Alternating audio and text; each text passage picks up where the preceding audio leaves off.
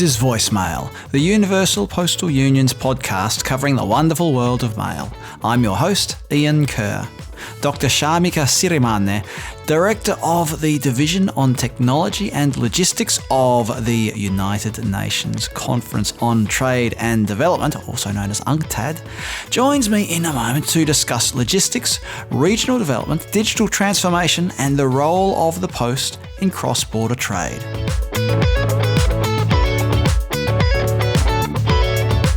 Joining me on the line is Dr. Shamika Sirimanne. She's the Director of the Division of Technology and Logistics of the United Nations Conference on Trade and Development, UNCTAD.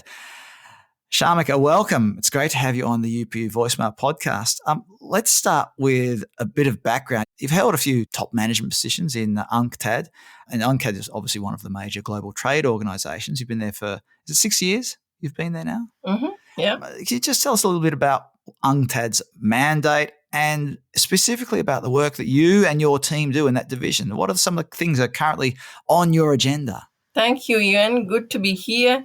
So UNCTAD supports developing countries to access the benefits of a globalized economy more fairly and more effectively. That's our mandate. So basically to help developing countries to engage in trade and investment and also to benefit from finance and technology so that they can have an inclusive and sustainable development. So that's our mandate. So what do we do? How do we do that?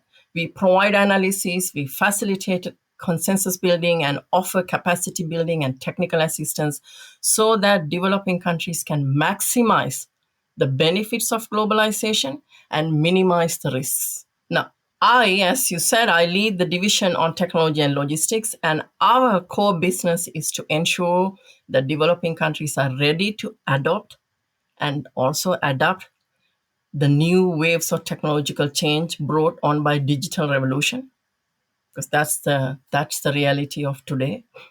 And also to make sure that borders remain open and international trade flows smoothly without unnecessary procedural barriers at the borders. So this is about trade and transport facilitation. And again, digitalization is a key component of the work of my division. And for example, our customs automation program is called ASYCUDA, is about bringing down red tape and improving transparency and accountability of international trade. And it is about technology transfer. It's about transfer of very sophisticated technologies to developing countries. So the work we do on technology and logistics improves competitiveness of developing countries, helps them to diversify their export industries, and bring economic growth and development. So that's the business of my division. You have quite a bit of experience working with UN economic commissions in a couple of developing regions, being the Asia Pacific and Africa. So I guess as a regional development expert, do you see any striking differences in how digital transformation, as you were just mentioning, and new technology affect development patterns in various regions of the world? Have you seen any major common trends? So one of the biggest trends that we have seen is that while every corner of the world is affected by technological advances, especially this digital revolution, very few right now benefit from these technologies. So that's the big trend, and it's a concerning trend. Let me explain a bit more. Only a few countries currently create frontier technologies such as AI, robotics, the Internet of Things, which are the driving forces of the digital transformation. But unfortunately, all countries will be affected by these technologies, and all countries need to be prepared for them. So in UNCTAD, we did a research to see who are the most prepared or the most ready to adopt the frontier technologies.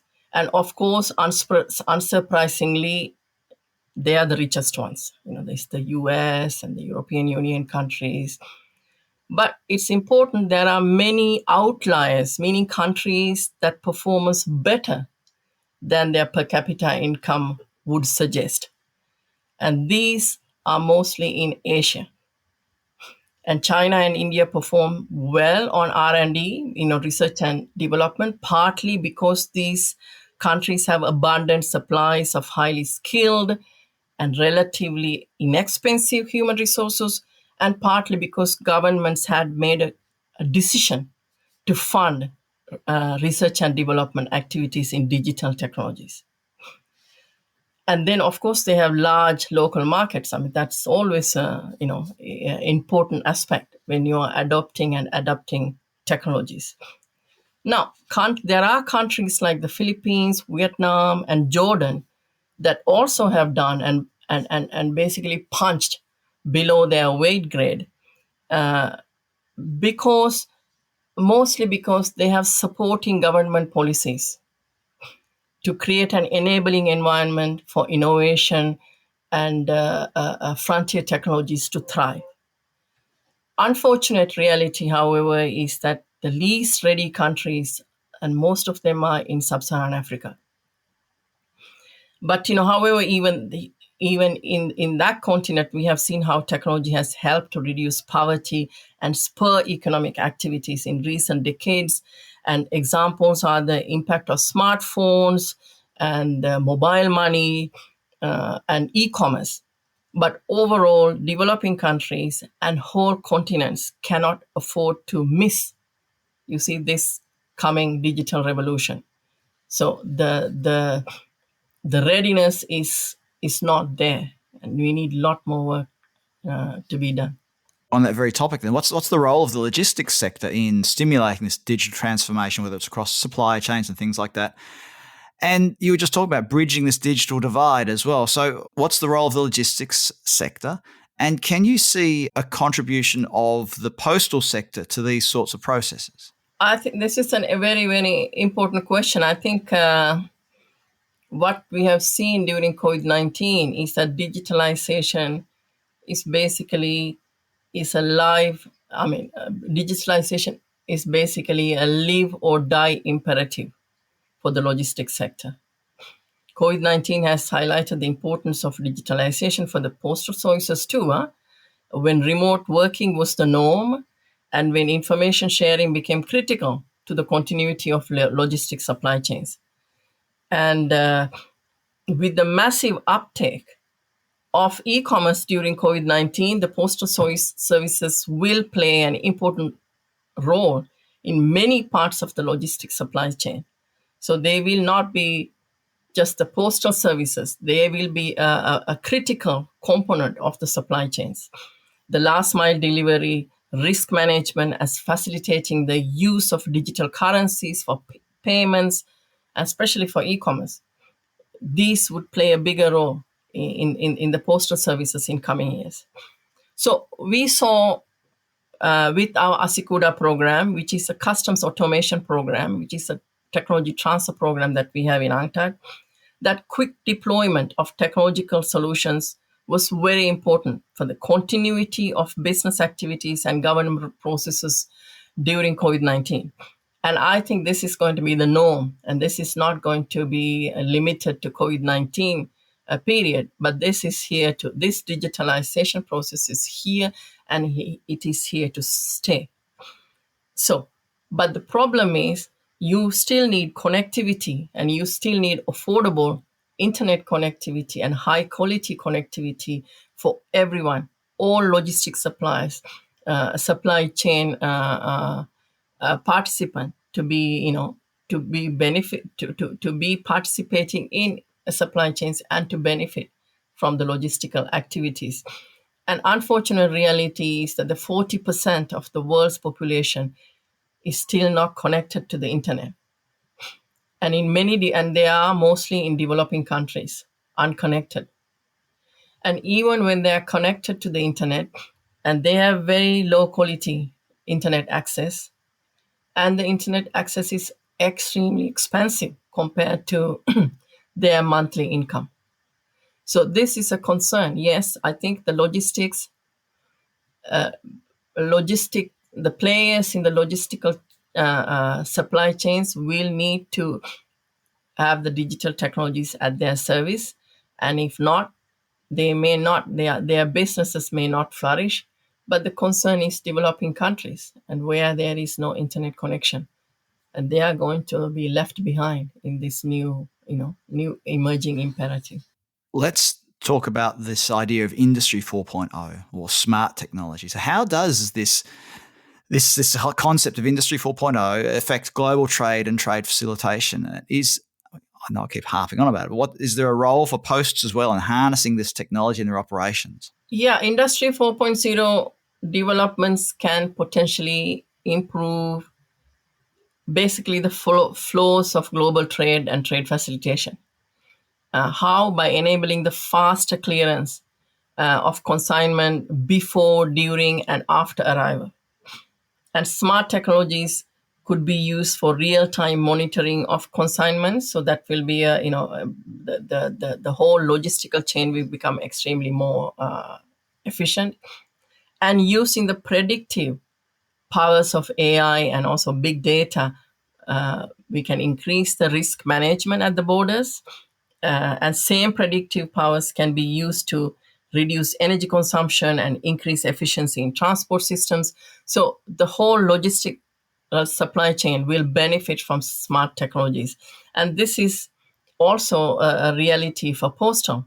Postal will also benefit by many of these technologies to process much faster, to make the risk assessment better, and also to reduce the carbon footprint. Now, you mentioned ASYCUDA before, which is the Automated System for Customs Data. The UPU is a partner through its customs declaration system. And you were just talking then about facilitating cross-border trade and things like that. So can you tell us a little bit about how this partnership works for ASYCUDA, how the UPU's role, and a comment as well about, and this has been a continuing theme through our podcast for the UPU voicemail podcast, what the importance of multilateral agencies working together to sort of facilitate and secure international trade? Yeah, you see, we have a very long-standing relationship between UPU and UNCTAD. And in fact, the first project we started with UPU was 2017 to connect the postal systems to the ASYCUDA's automated custom systems. And basically, the objective of this joint work was to achieve this integration of a customization of ASYCUDA postal customs declaration to operate in an ASYCUDA world operational environment. And we also began to deliver training sessions, with UPU. So since then, we have been working with UPU to develop the customs automation of postal systems in Georgia, and this is live and operational. So this is our first project, and we are working in Moldova, we are working in Vanuatu, and also in Cambodia. And this is to bring the postal system very much closer to the larger customs automation systems. And as you said, it's extremely important.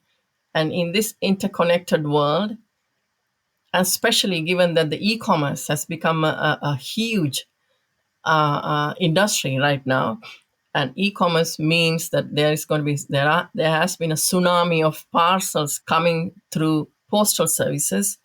So it's extremely important to have the customs systems and efficiencies that you see at the customs and also installed at the postal services. So that's what we have been doing. And I think it's been an extremely successful collaboration, and it's been an extremely important collaboration with this very high uptake of e-commerce during COVID-19. So continuing this topic of cooperation, the UPU is also one of the founding partners of another flagship UNCTAD initiative, eTrade for All.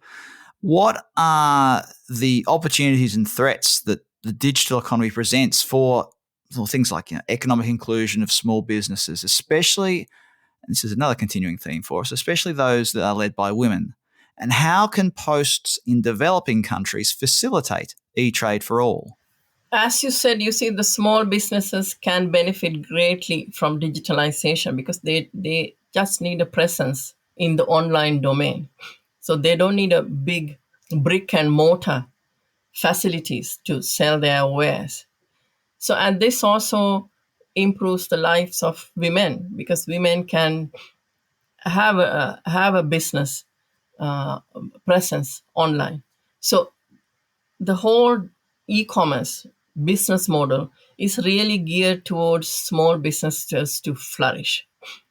But they need a lot more services for them to be able to, to benefit from this e-commerce and the digital economy.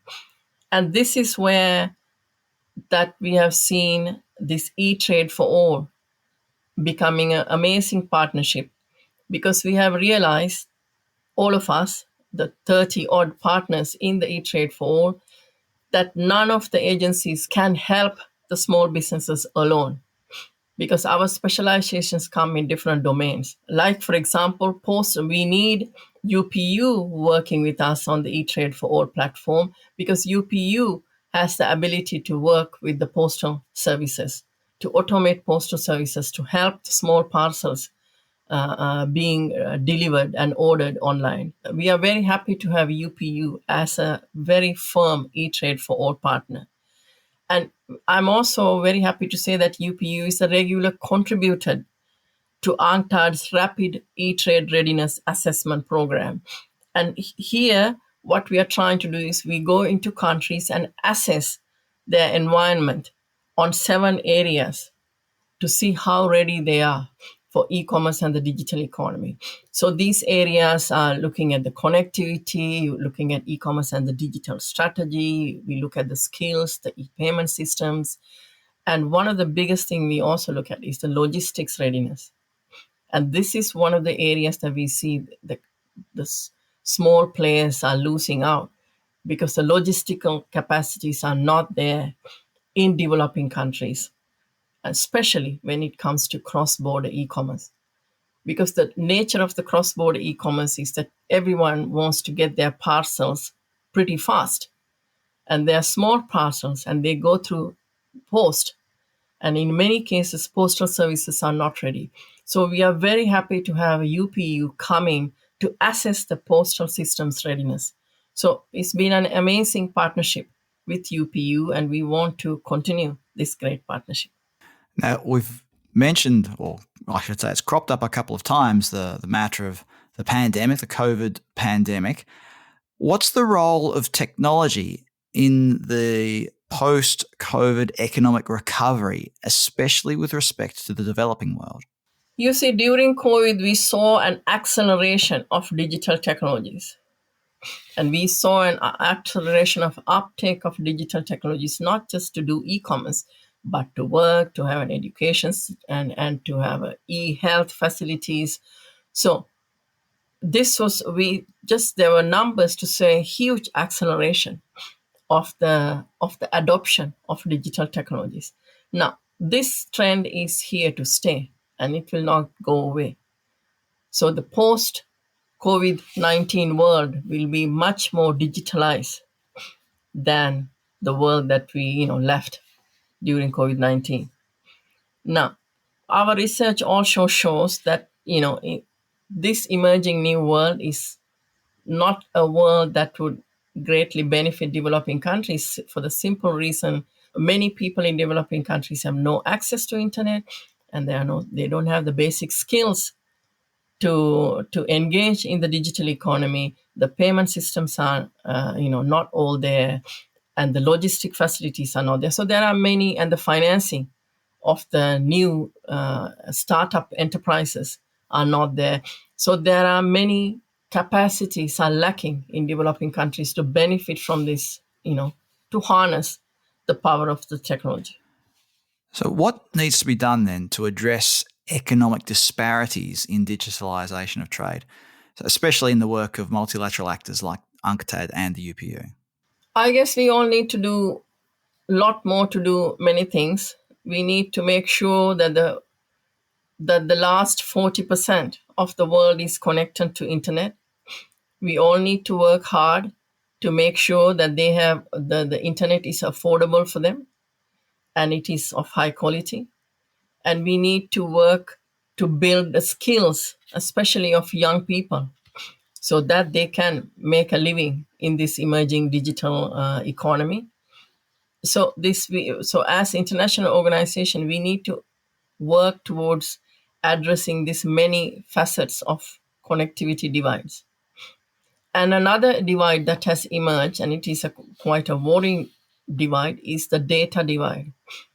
We are walking into a world where there are very few mega platforms can benefit from data, and they can collect data, they can store data, analyze data, and make intelligence out of data, and then sell this intelligence. And developing countries don't have this ability, and they are mostly the providers of data for free for these platforms. And then once the platforms have developed intelligence, the developing countries will be buying this intelligence of these platforms. So we are currently observing an emerging data divide on top of the connectivity divide of the yesteryear, or the connectivity divide that is continuing for today, until today. So we need to address this emerging data divide. It cannot be the case that the developing countries are mere providers of data to big platforms and then waiting and buying the intelligence of these platforms. So there are many areas where we need to work. It's the one area is to define what it means as data, make sure that the developing countries have the ability to collect data and store data, analyze data, and make sure there are the global governance principles are there, so that there are data sharing is facilitated, especially for big issues like climate change and addressing pandemics. It cannot be the case that only few platforms keep data, and when there is a calamity of the climate change or the pandemics are affecting us. So many things need to be done, and these needs to be done in the multilateral, fora. Shamika, that last point about it almost amounts to like digital exploitation. It feels like it's the jumping off point for a whole other discussion that maybe we need to have, because, well, the postal world is, it's one of those common links, isn't it, between countries within a continent, across different continents around the world.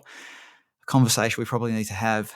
But we've run out of time for today, and we've covered so many interesting topics. And again, what the common themes here? Cooperation and utilising the networks that exist to improve the lives of citizens all over the world.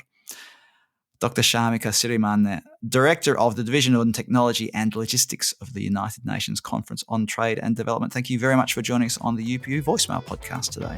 Thank you, Ian. That was fun. We should do these more often. You've been listening to Voicemail, the official podcast of the Universal Postal Union. Subscribe to the podcast on your favourite podcast platform, and you'll get each episode downloaded to the device of your choosing as it's released. My thanks to the team at the UPU for their help putting together this episode.